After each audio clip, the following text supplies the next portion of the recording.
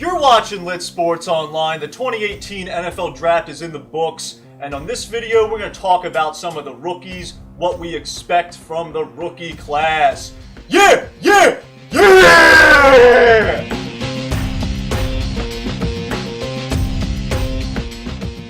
What you got, Gerald? You want to talk about the Ravens first, or where are we going with this? Yeah, so first and foremost, I do want to apologize to Ossie Newsome.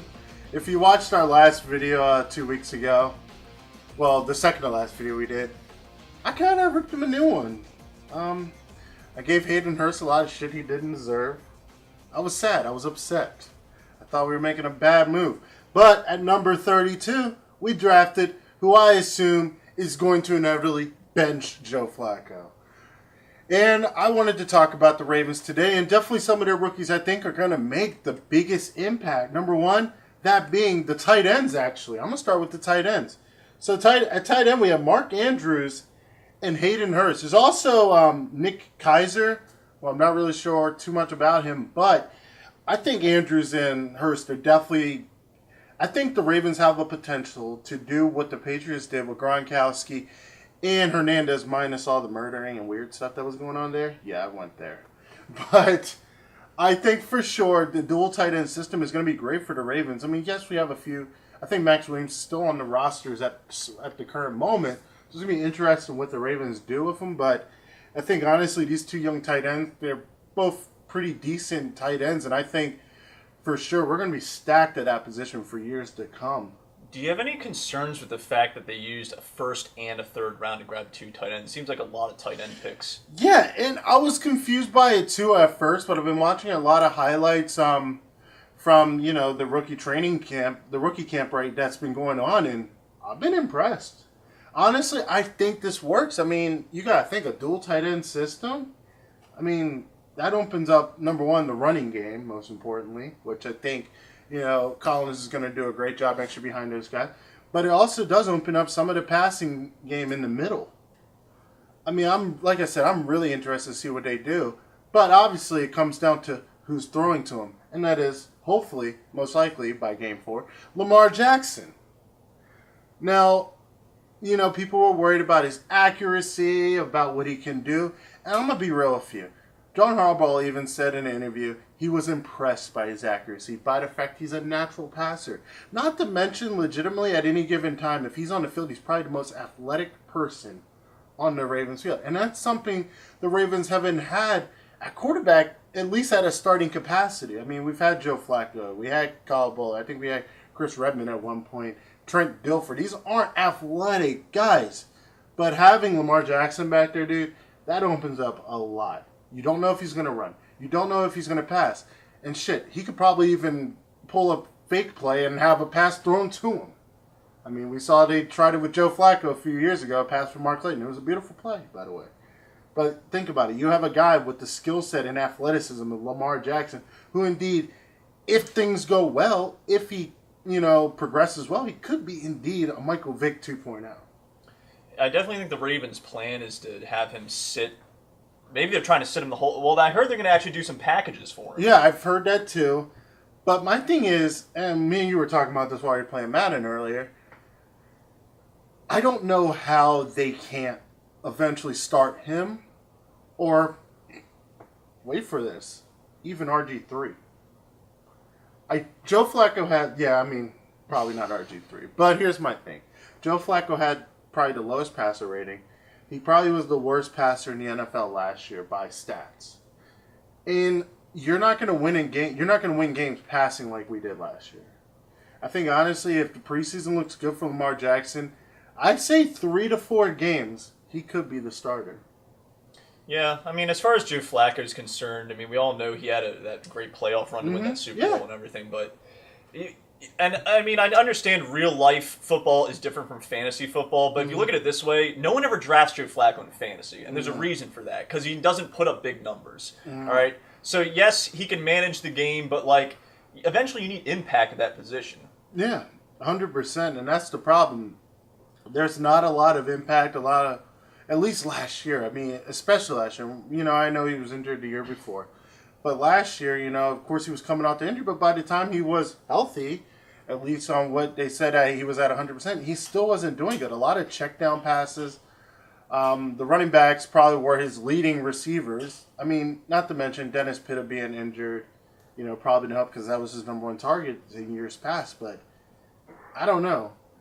And also the tight end picks, honestly, maybe Flacco had something to do with that. He's like, hey, I don't have Dennis Pitta. I need a tight end. Maybe they want to have Flacco. And these guys, honestly, like I said, I've seen their highlights. I watched a lot of their video after they were drafted. And they could very well be, the future Pittas and Heaps that the Ravens have been needing and looking for. In a receiving class, I mean, I think right now, at least on the top end, we're pretty stacked at receiver. You have Crabtree. You have Snead now, and you also have Brown. That's probably your starting 3 receivers right there. The rookies, they'll probably hang around for a little bit, and maybe when Crabtree retires, Crabtree is older.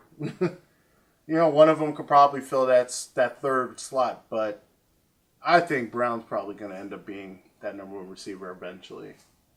Were there any other Ravens rookies you want to talk about? None that I really, there were really none that other than, there was Zeus. Zeus's son, if you remember him, former O-lineman for the Ravens. His son's now here.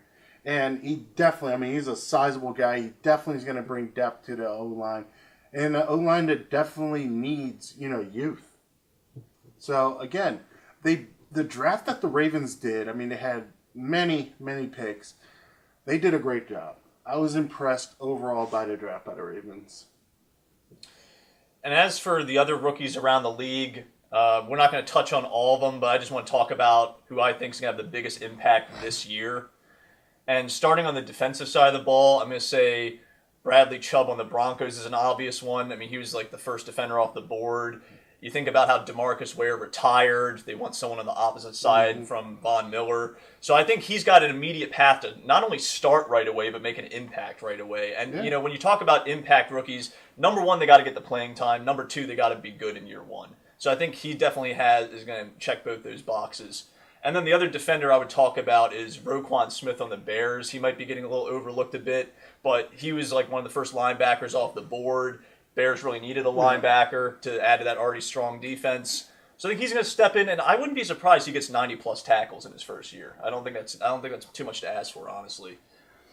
And as for the offense, honestly, I don't see any wide receivers from this class being big time in year 1. I think it might take them some time to develop, but running back is a position where you can come in as a rookie and make an impact right away. The obvious one is Saquon Barkley. He's the number 2 pick, for God's sake. He's obviously going to play right out of the gate. The Giants had a terrible running game last year. I would say worst in the league between Paul Perkins, Wayne Gallman, Shane Vereen. None of those names get you excited. But now you bring in a guy that can, get the full workload. I'm talking every down. There's no reason he can't get 90% of the touches out of the backfield. He can do it. Yeah, what he did for Penn State was legendary. And I think he's going to bring that to the NFL. And like I was telling you earlier, I think if Eli Manning, can really just get in the zone and pass, I think that running game is going to open up so much. And it's definitely an element, I think, like you said, the Giants have been missing. And Barkley, they're getting a full package. This could literally be a future running back great. I think so. Exactly. The only barrier to him having a huge year just has to do with the offensive line play, and can Eli Manning be good enough to take the pressure off? Exactly. But I think that, he might not have a monster first year, but he's definitely making an impact at the very least. Can I ask you a question? Do you think the Browns made a mistake by not picking him up? Honestly, I don't think so, because the Browns, you got to remember, later in the draft, they got Nick Chubb, who's another pretty good running back. They took the quarterback they wanted at the one spot. Got some defenders. So, no, I don't have any problem with what the Browns did. I honestly think that Baker Mayfield would have still been there for them at the 4 spot. So if they wanted someone else at the 1 spot, they could have done that. But, no, I don't have any problem with how the Browns drafted. I'm really curious, though, about Baker Mayfield. Out of all the quarterbacks outside of Lamar Jackson, how's Baker Mayfield's career going to progress? I liked him in college. I thought he was a badass. I thought the guy really played his ass off, and he gave it his all. And his story of how he got to where he is impressive in itself. But on the Cleveland Browns, now don't get me wrong, they've put a lot of weapons there.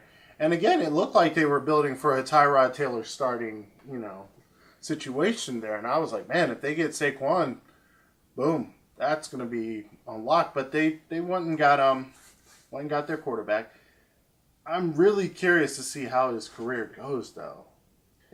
Well, I'd have to think that they're going to try to roll out Tyrod Taylor week 1 and maybe through the first half of the season. Yeah. And if they're winning, possibly the whole season. I definitely think Tyrod Taylor's the bridge guy. Unless something happens crazy in the preseason where he gets hurt or just for some reason is doing terrible, I don't see them going to Baker right away.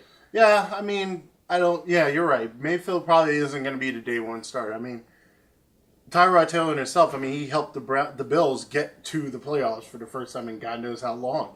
I mean, we're talking about a quarterback who sat behind Joe Flacco, which, had his story there. Then he went to the Bills and he did work. He put on, and here he is with the Browns mysteriously. It's like, Bills, what are you thinking? But that's a different video for us. I don't know. I think Baker Mayfield, honestly, just because he's that number 1 pick, that's why I wanted to talk about him. He has a very... I'm concerned about his career. We've seen the Browns do this so many times with quarterbacks. I mean, geez, how many first-round quarterbacks have the Browns had in the last 20 years? That's true, and a lot of people are speculating that because they don't really like the fact that Baker Mayfield's this short guy that's comparable to Johnny Manziel in a lot of people's minds, and so I understand why some people might think this guy might just be another bust quarterback. But I mean, we've already talked about this before. He was my number 1 quarterback prospect. I think he's going to be really good. I think, the one concern for him is just that he's on the Browns. Are they going to turn around that culture and become a winning team? Yeah, like I said, I've said this a million times on camera, with friends, out in public. The Browns' culture is their biggest crutch, honestly. That culture just isn't a culture of winning. It's not a culture of confidence. And I think that's the biggest issue. I hope that's going to change. They brought in a lot of players. I mean, for the sake of the Ravens, I hope it doesn't. But for the sake of those players, just the fact that I think the culture is just that bad. Now, here, don't get me wrong. I think they could indeed be. If they get things on board, I think they could be an 8-win team. I don't see why they can't be. Yeah, I mean, you also have to factor in the progression of the guys they drafted last year, like the Myles Garrett, the David Njoku, those kind of guys.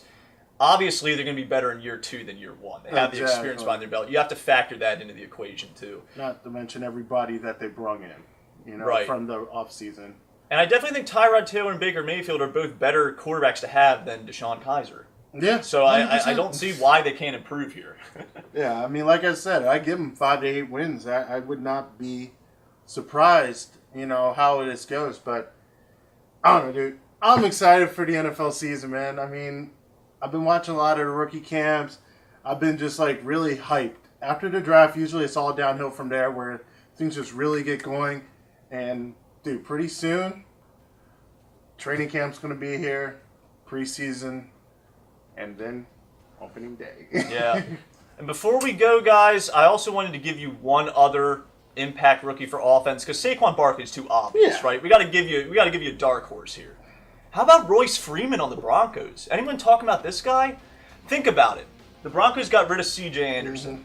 All they have left in their backfield is Devontae Booker and Carlos Henderson, who's really more of a receiver anyway. Yeah. So he has to come in and compete with Devontae Booker. But Royce Freeman, I mean, this is a guy that, honestly, when I look at him, I see Steven Jackson in his prime with the St. Louis Rams. Wow. That's what I see in this guy. He's the one guy that I think nobody's talking about that could have a huge season in year 1 at the running back position. So if you want someone besides Saquon Barkley to look out for, I say look out for him.